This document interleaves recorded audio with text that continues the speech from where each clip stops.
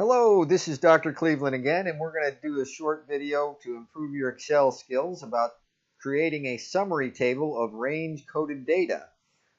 So let's get started.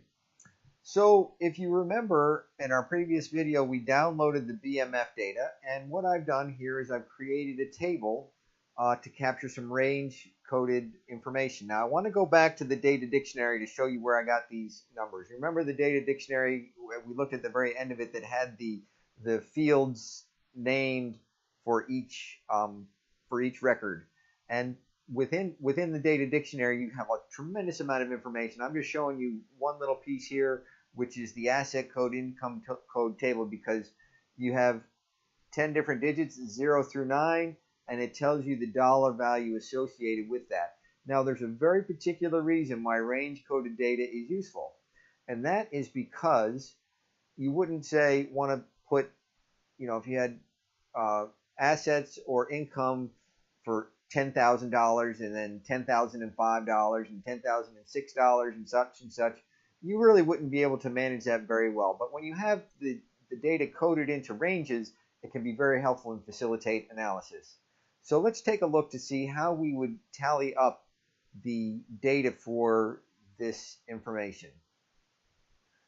So I've got the range, I've recreated that table here, and what we're going to do is I'm going to put some formulas together so that you can see how you can count the number of organizations that have both assets and income in the various range codes. And some people call these ranges bins. Range coded is another way to say it. So I want to find, I'm going to do the COUNTIF function equal COUNTIF, and I want to say COUNTIF, open parentheses, what is my range?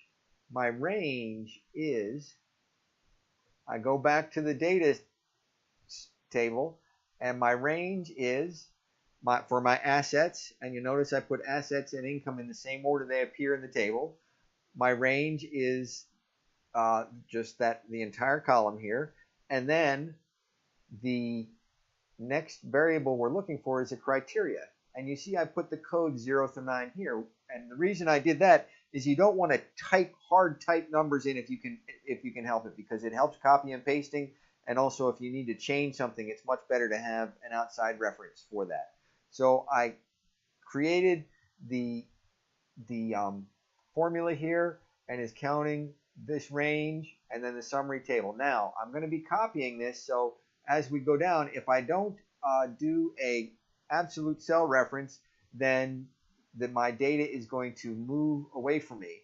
Now I know that I'm going to be copying this formula from this column to this column. So what I want to do is make sure I can move columns, but I'm going to create an absolute reference, which is indicated by putting a $ sign in front of the row number for each one of these numbers. And you can do this by clicking F4 a couple times. You see it starts with the absolute cell number, then it goes to the row number, and then if you click it again, it goes to the column letter, and then none. So I'm going to click it so it stays on that same row, so that I'm always pointing at that same level of data within the table.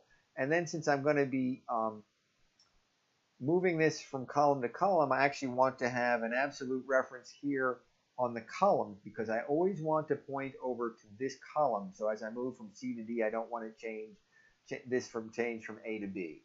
So I hit F4 3 times to have it lock in on column A. And I also want this to have a comma in it, so I'm going to hit the comma, and then I'm going to get rid of my decimal points because I don't want decimal points. And then I'm going to grab the copy handle down here, and I'm going to just copy down, and that's going to copy all the way. And then I'm going to just copy from column to column, and that should give me